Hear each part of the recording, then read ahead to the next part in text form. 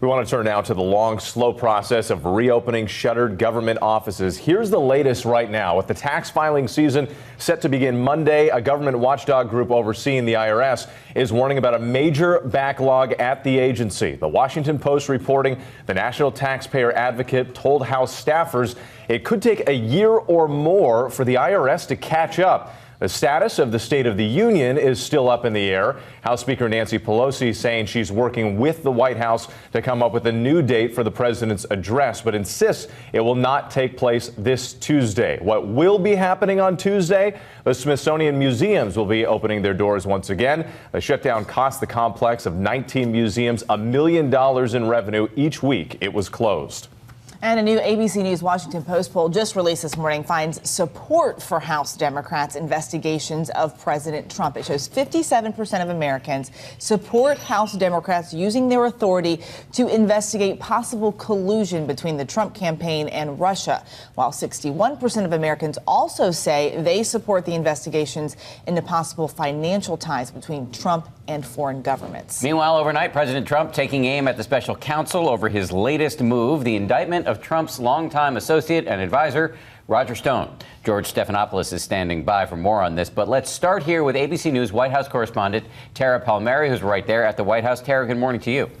Good morning, Dan. That's right. The president is lashing out at the special counsel, but this story is not going away. In fact, it will take center stage again this week when Roger Stone is arraigned on Tuesday. President Trump's longtime political advisor, Roger Stone, out on bail and firing back at special counsel Robert Mueller. This was an egregious overreach by Mr. Mueller.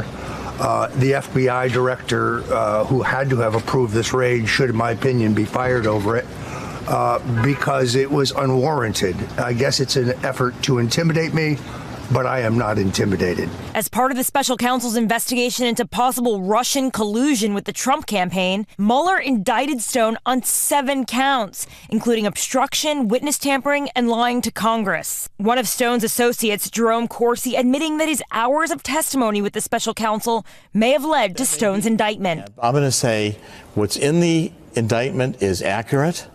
If called, I will testify to what's there. I won't differ one word from it. It's correct. Now, if that helps Roger Stone or hurts him, let the chips fall where they may.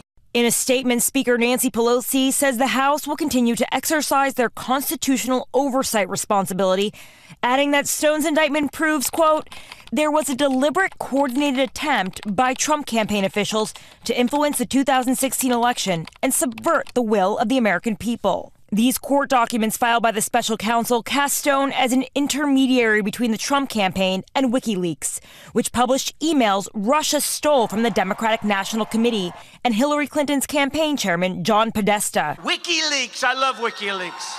Prosecutors allege Stone was in contact with the organization during the lead-up to the election, seeking information that would be damaging to Hillary Clinton. Mueller does not indicate who it was that directed the campaign official to reach out to Stone, but Stone now denies having any contact with WikiLeaks founder Julian Assange and claims he did not relay information to the campaign about the hacks. The allegation that 2 campaign officials instructed me or inquired of me about WikiLeaks is false.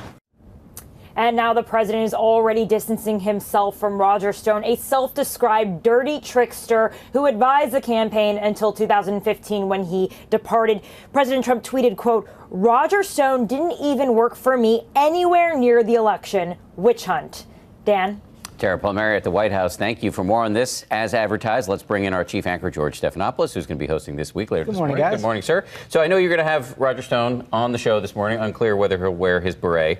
How much of a threat, if any, do you think Stone's indictment poses to the president? I don't think we know yet. I mean, it was in Tara's piece that the most interesting paragraph in the indictment is the one that says a senior campaign official was directed to talk to Roger Stone about WikiLeaks. Who directed a senior campaign official? Who is the senior campaign official? If one of those 2 people is Donald Trump, that could pose some kind, it could at least raise questions for the president. But if I were Roger Stone, I'd be a little bit worried about that tweet from the president last night. You know, in the past several weeks, in fact, the last time Roger Stone was on our show back in December, the president went out tweeting very much in support of Roger Stone. Now he's saying he didn't even work for me for very long. In fact, Roger Stone is Donald Trump's longest serving political advisor. They were introduced by Roy Cohn almost 3 decades ago, and he's never been fully out of Donald Trump's orbit. So this could be a sign of trouble, if not at least distancing. So let's talk about the ABC News Washington Post poll that Eva was talking about a few moments ago. One of the other nuggets from that poll is that 6 in 10 Americans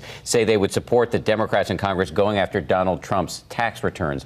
Do you think the Democrats are likely to do that? And if they do it, can they actually get those returns? They've already said they will. And there's a law that gives the chairman of the House Ways and Means Committee, now run by Democrats, the chairman is a man named Richard Neal, or the chair of the Joint Tax Committee, the ability to request those tax returns. Now, it's very possible, even though the law is very, very clear, that the administration, Donald Trump, the Treasury Department will try to fight that, will take it to the courts. How that will work out, I don't know for sure, although I said the law is quite clear. I think what the Democrats are trying to do is to first lay the groundwork for why they want the tax returns, what connection it might have to public policy or possible violations of the Emoluments Clause, say, of the Constitution by Donald Trump, or perhaps corruption in the past before they actually make the request. Got to leave it there, George. Thank you very much. Really appreciate it. I want to remind everybody, George has a big show this morning. Be sure to tune in to This Week later this morning for George's Sunday morning exclusive with Roger Stone, following his indictment by the special counsel just days ago. Plus, this morning, the chairman of the House Intelligence Committee, Congressman Adam Schiff, will come on the show to respond. It's all coming up on This Week right here on ABC. George, thanks again. Guys. Appreciate it.